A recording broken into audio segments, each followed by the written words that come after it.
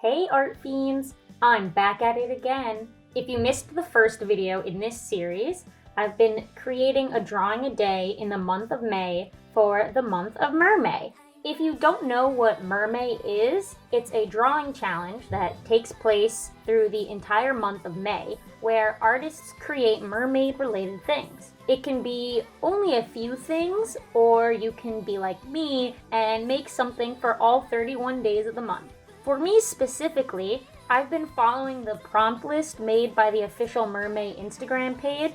This means that each day has a different word or phrase that you are supposed to base a mermaid drawing off of. I've decided to use this time to focus on character designs as well as environments. I am a heavy background avoider, so forcing myself to include some type of scenery, at least in the ones that can fit it, is something I'm challenging myself on. I also want every mermaid to be different and have their character design reflect the prompt or the personality that I'm going for. I'm also adding another layer by using real-life sea creatures as inspiration for every mermaid. And I can't use an animal more than once. The animal also needs to be picked specifically for this design, so I can't just choose a random fish because I think it looks pretty. There has to be a meaning behind my choices. I'd suggest starting with part 1 of this series so you can see the first 8 designs that I made for this challenge.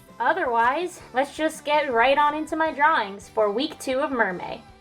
So, we're starting this one with day 9, where the prompt was best buddies. I wanted to have a mermaid hanging out with a bunch of fish to show that they're all friends with each other, so I just started by sketching out a pose for the mermaid. I liked the idea of her floating and talking to some fish in front of her. As for the type of fish, I went with the neon tetra. I actually googled friendly fish and decided to go with a smaller fish that is easy to take care of. Neon tetras are also really colorful, so the colors I could use for this design would be bright and friendly. The composition I made for this was already super full with the characters, so I decided to just keep it empty in the background and just have them be in water. I really like the energy this one has. Everything is very floaty because it's in water, but the placement I chose for the fish and the direction of the mermaid's body really leads your eye to the center where the main interaction is happening. The colors are taken right from the fish. The pattern is a rough interpretation of the pattern on the fish as well. I then made the background a bit more interesting by making it a gradient, and that makes this mermaid.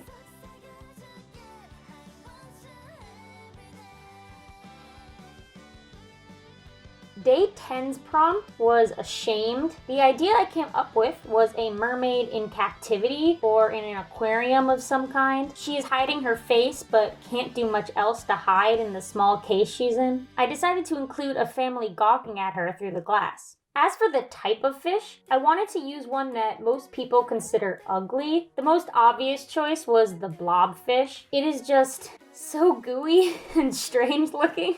But because blobfish are so strange, translating that into a mermaid was really interesting. I kept her bald and I gave her a large nose and big lips. Blobfish are also pretty fat, so I made sure that the mermaid was as well. For colors, I had to keep her pink. I made simple pattern choices based off the colors of the blobfish. The humans were just whatever I felt like, honestly. To get it to look like the mermaid was behind glass, I added a layer of light blue between the humans and the mermaid, and then lowered the opacity so you can see behind it. Adding a masking layer over that of blocks of a darker shade to help create that glass look. Also including a shadow where the humans are interacting with the glass, so they are actually affecting it. And that is our poor blobfish mermaid.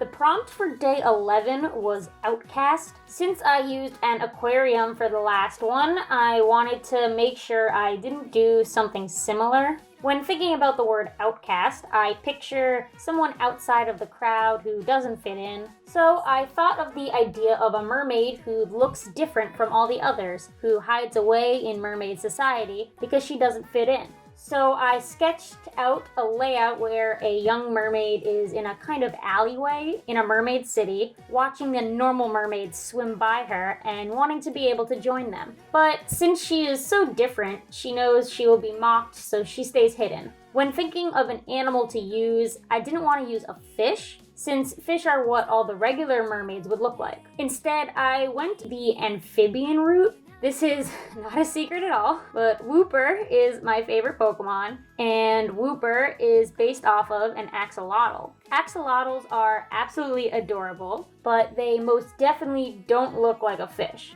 So I thought it would be a perfect animal to base this outcast mermaid on. To make her really look different, I gave her the external gills that axolotls have on their heads as her ears. I also made her eyes the smaller dot eyes that the real animal has. The tail is also just like the axolotls. Since she stays away from society, I gave her very messy and roughly cut hair, since she probably cuts it herself. I'm making her more of a child, so I definitely wanted to give her clothes of some kind. When thinking about what someone who hides away would wear underwater, I thought using trash would be perfect. There is this amazing comic called The Trash Mermaid about a mermaid who does everything with trash. It's absolutely delightful and it's very creative, but in that comic, our main mermaid gal wears shopping bags like shirts. So using that as inspiration, I decided giving her a cut shopping bag as a shirt would be perfect. For colors, the extra mermaid is just completely random. You can only see its tail, so I didn't try to specify a character for it. The main focus is on our axolotl, whose colors I kept pink and red like the animal. The shading was interesting for this. I started by shading normally with a 1-point light source. Then, to make her look like she was in the shadows of the alleyway, I added another shadow layer that cut across a majority of the body. This shows that she's kind of peeking out of the darkness a little bit, but she's still mostly in shadow. Alright, that makes this outcast mermaid.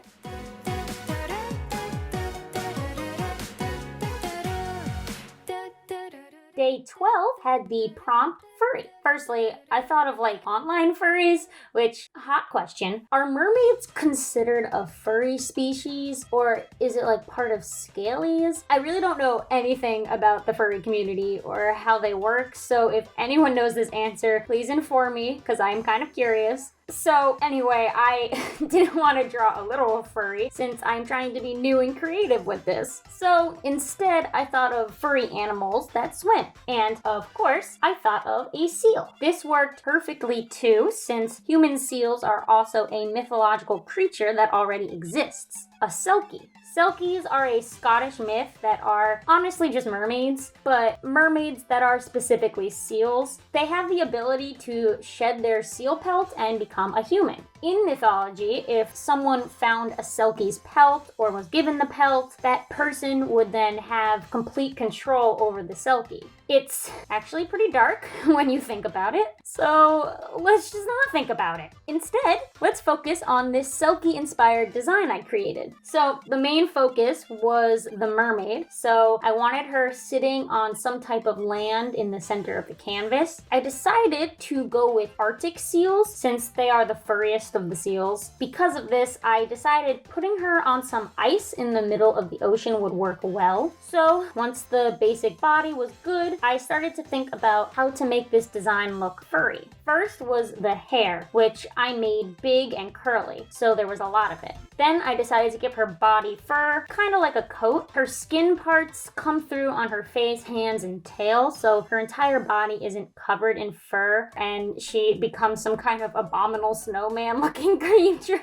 At this point, I decided to really go for the more animal look and give her a snout instead of a nose, which also harkens back to her being a seal. Now, for colors, I made her fur and her hair white based on the colors of the Arctic seal. For her skin, I decided to go for a nice tanner color. It relates to the color of other types of seals, but it also helps easily differentiate the difference between fur and skin. I kept the lighting nice and simple since she is outside, and I made sure to add some shadow to the water where the ice sits, as well as her tail that is just dabbing the water surface. And that is this Selkie girl.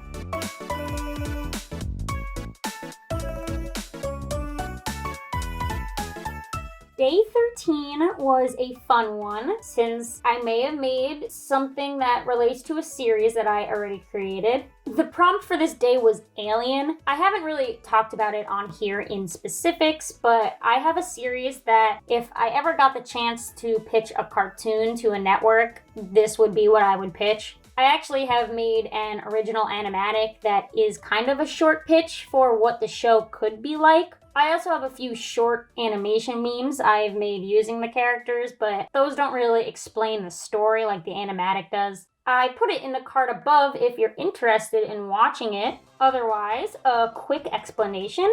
In the far distant future, the Milky Way galaxy is in a war with another galaxy. The story follows a bunch of aliens in a military school as they train to fight in this war. To me, it was so obvious that I just had to create a mermaid-inspired alien to put into my story. So that's how I came up with my starting point. I figured a mermaid alien would fit the tech analyst role well, since they wouldn't have to be running around and shooting things, and they have no legs. So I sketched a basic layout of the inside of one of the spaceships from my show. I thought it would be funny if she was just sitting there filing her nails and totally not paying any attention to her teammates. Now, for picking an animal to base her on, I wanted something that was just completely alien looking. Every deep sea animal looks like it came from some horrible nightmare, so that had to be what I used for this design. The one I thought of first was an anglerfish, and boy, are they creepy. What a perfect fish to base an alien species off of. So her head had to reflect the hugeness that is the anglerfish. I decided to keep her mouth relatively closed, but she can probably unhinge that jaw and extend her mouth like crazy. Her outfit is the armor that every character in this school wears when out on the field, so that was pretty easy for me to come up with. Since she has a tail instead of legs, I kept the spandex part of the suit going all the way down her tail, just like some of my other aliens with odd lower body parts have. She had to have the glowing antenna, of course, so I threw that on her head as well. Her ears are also just straight up fins. Some little additions to add to this scene. I put her removed glove on the console since she is filing the nails of that hand, as well as put her headphones on her tail so she can kind of hear what her teammates are saying, but she really is not paying attention. So for colors, the uniform was easy to figure out. All the students are divided into teams, and each team has a color assigned to them. I picked a color I haven't used yet, and green is one of those. The uniform has a specific way to color it, so no matter what the base color is, it's gonna be about the same. Now, for her body colors, I thought the brown color of the anglerfish wasn't alien enough. I decided going for a more deep purple color would look alien, but also not be such a far stretch from the original animal. Her fins and light are a lighter blue color to match the color of the original fish. Now I added a bit of atmosphere, coloring the background and the screen in front of her, and that is this alien mermaid.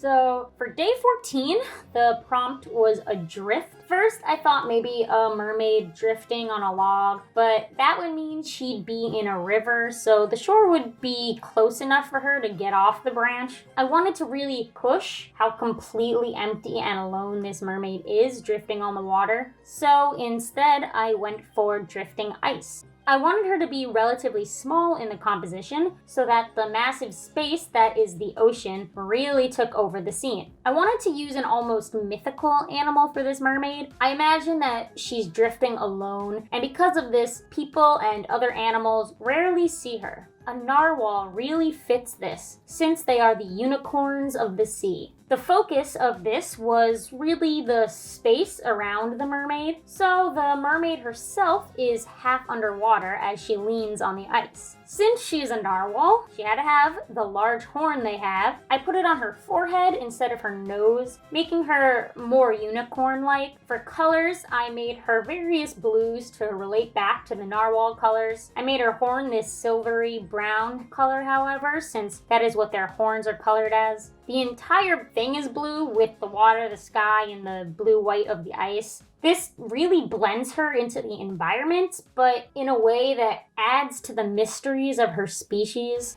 Alright, that is this Adrift mermaid.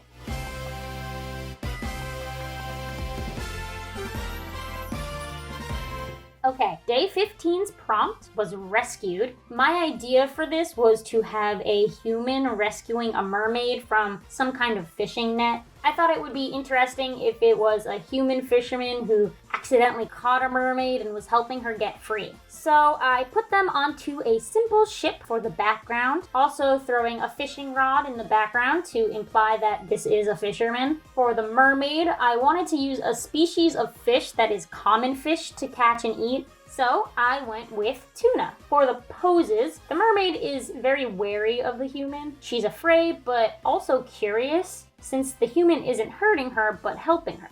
The human is holding the net, leaning over her tail as he tries to remove it. The human's design is very generic looking. I referenced some modern day fisherman outfits to figure out his clothes. For colors, I wanted to be sure you could tell the mermaid was a different species, so I kept her skin a light blue. I also added the striped pattern seen on the tuna. Her hair color comes from the top fin as well. The human is, again, very generic, so I made his colors very generic. I used the colors from the outfit referenced as well, also giving him a 5 o'clock shadow to push his rugged fisherman look. So the shadows were very simple, starting with just outdoor lighting and making sure I shaded where the different things were interacting with one another. Alright then, here's the mermaid being rescued.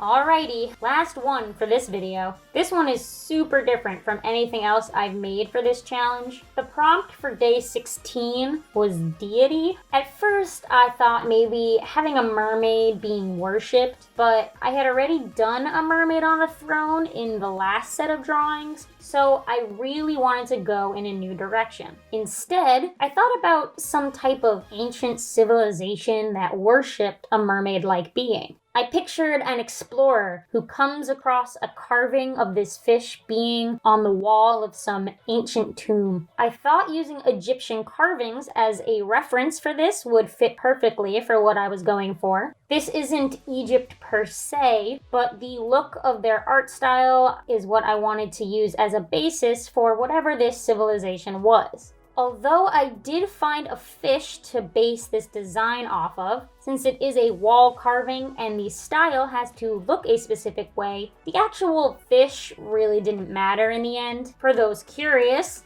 it was a tilapia that I had chosen, since it is actually depicted in ancient Egypt as a symbol in their hieroglyphics. So I had a lot I wanted to show in this image to get across this story that I was trying to tell. I decided to show a close-up on the specific carving on the wall, but having a light being shown on it from a flashlight. I also included the hand of this explorer to help frame this carving and to emphasize who it is that's looking at it. I also added a little crack in the wall to help show how old this carving is. The colors were very easy. It's a wall, so the entire thing is one solid light brown color. I decided to give the explorer darker skin since it contrasted the lightness of the wall a lot better than light skin would. I was afraid making the person white would blend their hand into the wall too much. For lighting, I first did a simple pass through everything like normal. I made sure that it was shaded in the direction that the flashlight would be shining. I also wanted the carving to look like it was pushed out from the wall, so I shaded both inside and outside of it. Lastly was the flashlight. I started with a circle around the carving where the light was hitting it and shaded in everything else around it. I then filled the circle where the light is with the color I'd been using for the light source. I then filled the circle where the light is with the color I had been using for the lighting and made it an overlay so it gave it this highlighted effect.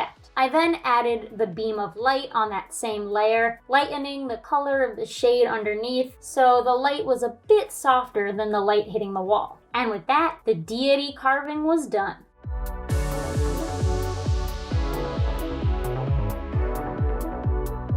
Oh boy. Well, That's another week done. This is just so many mermaid drawings. I haven't gotten bored just yet, but man oh man, am I beginning to feel my laziness take hold. Hopefully I can keep this up and also continue a normal posting schedule with other content. If I end up slowing down my posts in June, I am so sorry, but making videos from drawing challenges is super time consuming. I've been pre-drawing every single thing so I can make sure I finish the videos before the date of posting. I do hope everyone is enjoying this series. I want to do more monthly challenges in the future as well, so hopefully this is a trend I can continue. For now, I'll keep trucking on with these mermaid drawings. Make sure to follow me on Instagram and Twitter if you want to see these drawings, as I post them daily. All links are in the description down below. Like, comment, share, subscribe, all of the things that the YouTubers say. Peace.